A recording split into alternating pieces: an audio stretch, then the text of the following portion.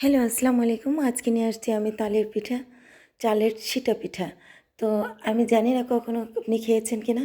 প্রথমে দেখেন আমি এটাই সিটা পিঠা দিয়ে ভালোভাবে নারিকেল ছড়িয়ে দেব। তো নারিকেল ছড়িয়ে দেওয়ার পর দেখেন আমি এই চিটা পিঠাকে তুলে নেব। কত সুন্দর একটা চিটা পিঠা রেডি হয়ে গিয়েছে। তো আমি এখন আমি চলে যাই। এখন তাহলে এই চিটা পিঠাটা এতই নরম হয়, সফট হয় যে হাতের মুঠোয় আপনি দিয়ে দিতে পারেন। প্রথমে নেবেন তাল। তো আমি এখানে পাকা তাল নেওয়ার চেষ্টা করবেন। এখানে আমি পাকা তাল নিয়েছি।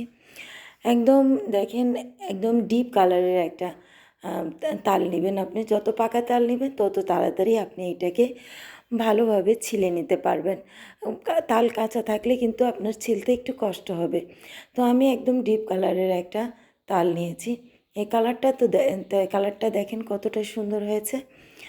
তো তালের কালারটা একদম অরেঞ্জ কালারের হবে এভাবে।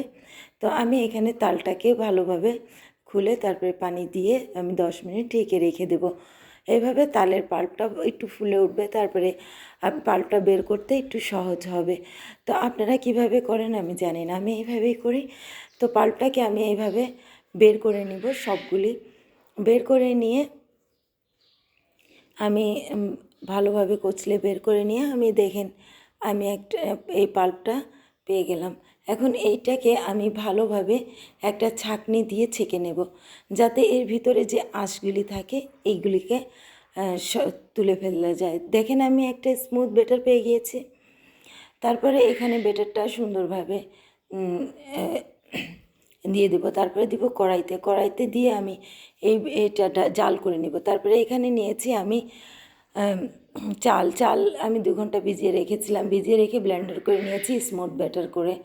তারপরে এখানে দিব ময়দার সাথে আস্তে আস্তে মিক্স করব। তারপরে দিব ভালোভাবে এই জাল করে নেওয়া ঘন পাল্পটা দিয়ে দিব 2 টেবিল চামচ। আপনি চাইলে কিচেন চামচের দুই চামচ দিয়ে দেবো। এটা টেবিল চামচের চেয়েও অনেক বড় একটা চামচ হয়। তো 2 চামচ মতো দিয়ে ব্যাটারটা খুবই স্মুথ করে নিয়েছি হাত দিয়ে। তারপরে এখানে একটা বোতল নিয়েছি। বোতল নিয়ে তারপর দেখেন আমি এটাকে ছিদ্রি করে নিয়েছি। ছিদ্রি করে নিয়ে আপনি এইভাবে ছিদ্রি করে নিতে পারেন। চামচটা গরম করে তারপরে ছিদ্রি করে নেবেন। তারপরে স্মুথ ব্যাটারটা আপনি এইটা বোতলে ভরে নেবেন। বোতলে ভরে নিয়ে তারপরে এই যে দেখেন আমি প্রথমেই দেখিয়েছি এটা কীভাবে সুন্দরভাবে করতে হয়।